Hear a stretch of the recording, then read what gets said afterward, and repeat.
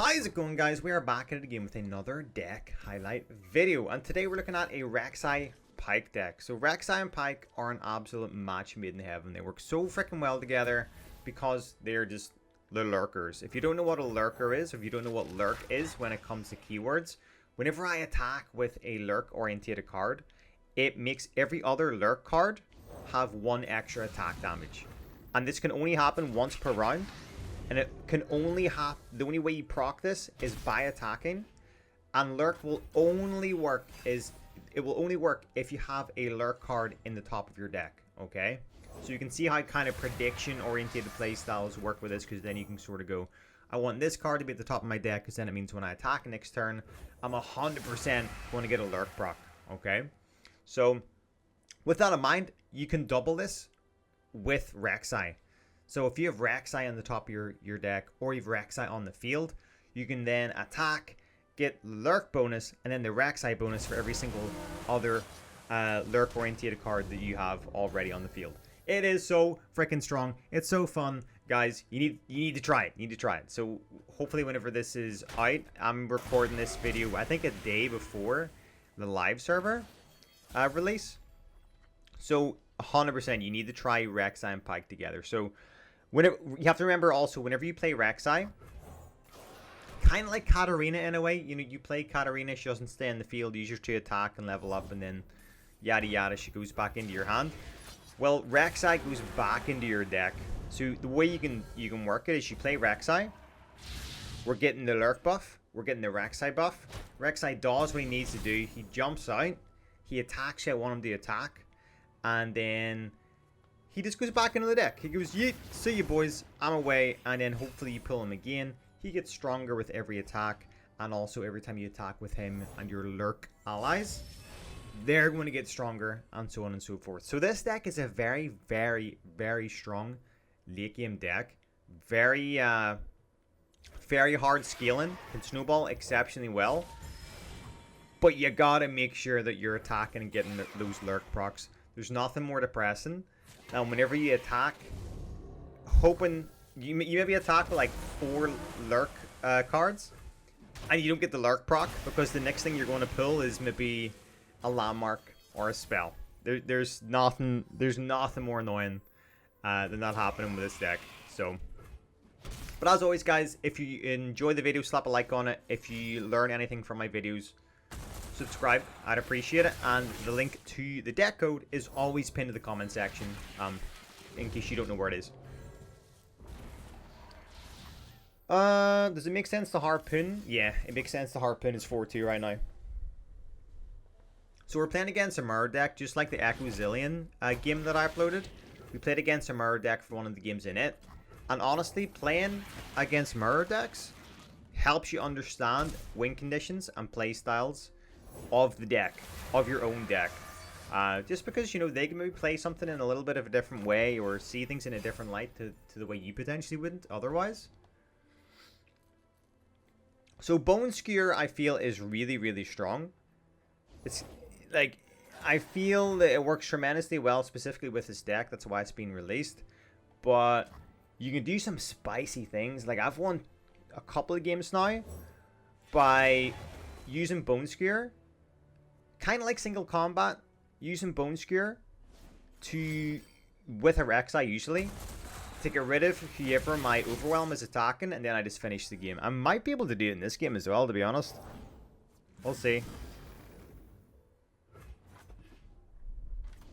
Ooh, this man's going all in.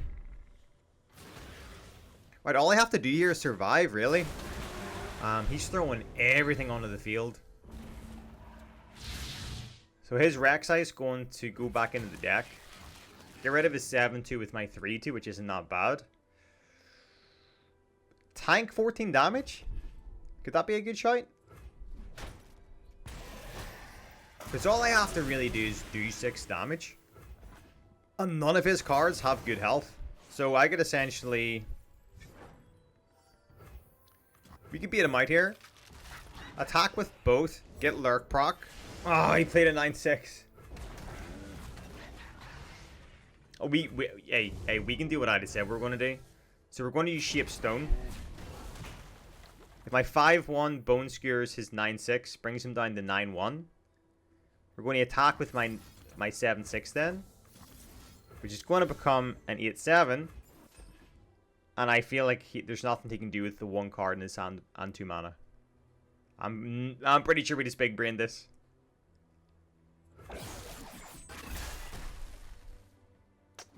Oh!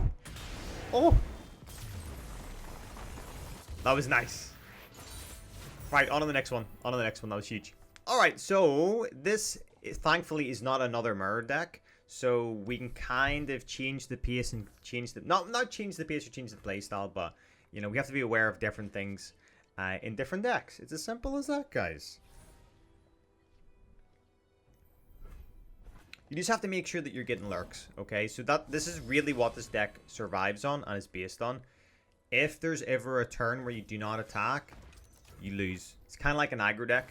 It's kind of like a new form of an aggro deck. That's essentially what it is. This deck rewards you for attacking. It rewards you for always been on the... My Snapjaw just did 0 damage.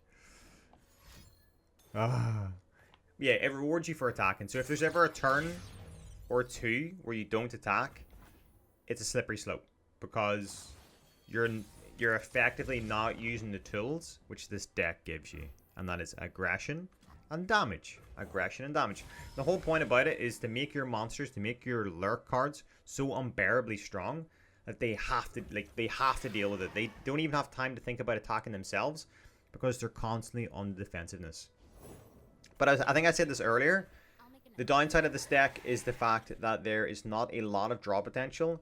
You have prediction, but prediction is not draw potential. You're shaping what cards you're going to draw next, but you're not actively having the ability to draw them. So, downfall of having a deck like this is the fact that there's not a lot of draw potential. So you get to the late game, you get to the mid game, your follower cards, your REKSAI, your Pyke, they're huge.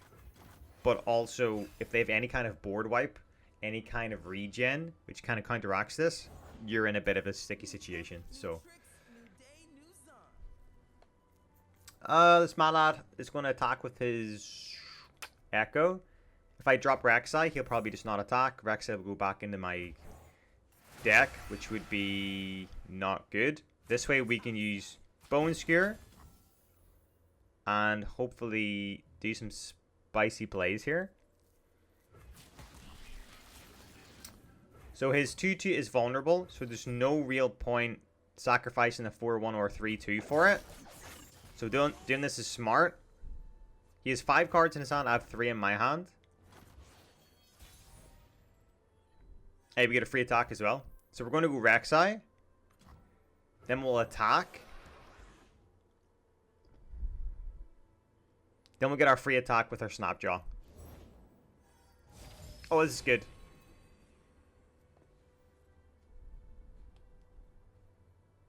I think I'm playing this right.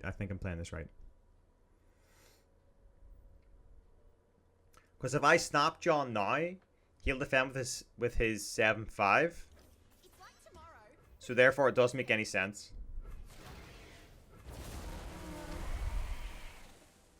So we're going to do this. REKSAI is going to buff these boys up twice. Boom. That's huge.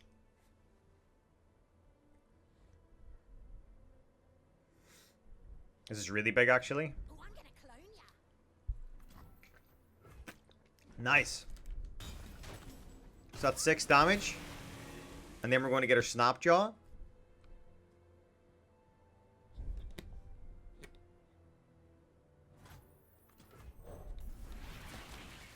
Which brings him down to 9. Wow.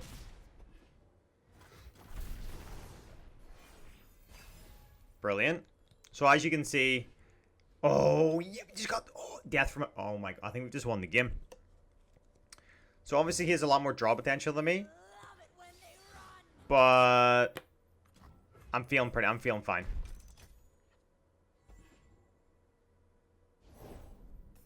I love this board.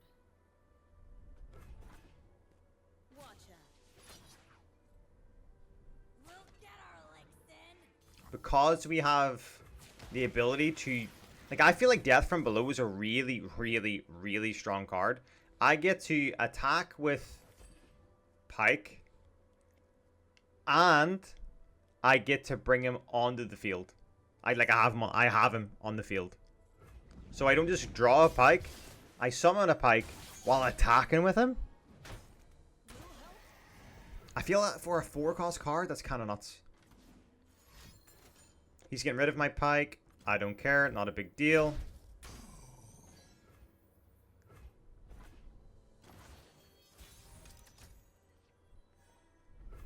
Oh, we get. Hey, should we try and do we try and make this mad lad have 8 attack power or attack damage, so we can get all his buffs, all his spicy buffs?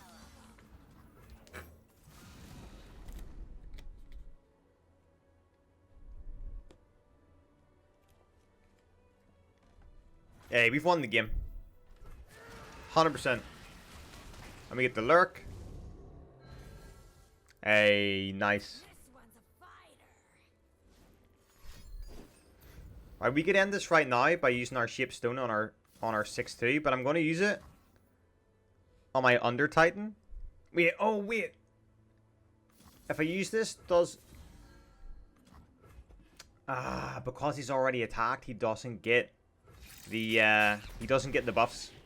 You have to. I would have had the Shape Stone first and then attack with him. It's not a big deal. We're still going to win. So that's good to know. If you don't know, whenever he has 8 attack damage, he ends up having Fearsome, Spell Shield, Overwhelm. It's absolutely unbelievable. We can snap jump and instantly win the game. And he surrendered. Guys, if you enjoyed the video, slap a like on it. I'd appreciate it if you learned anything. Yeah, subscribe, turn notifications on, help me hit 7k subs. I would appreciate it, guys. I'd appreciate it. But until next time, bros, take it easy. Peace out, and good luck on the rift. Maybe you could fly my kite, babe. Maybe you could fly my kite.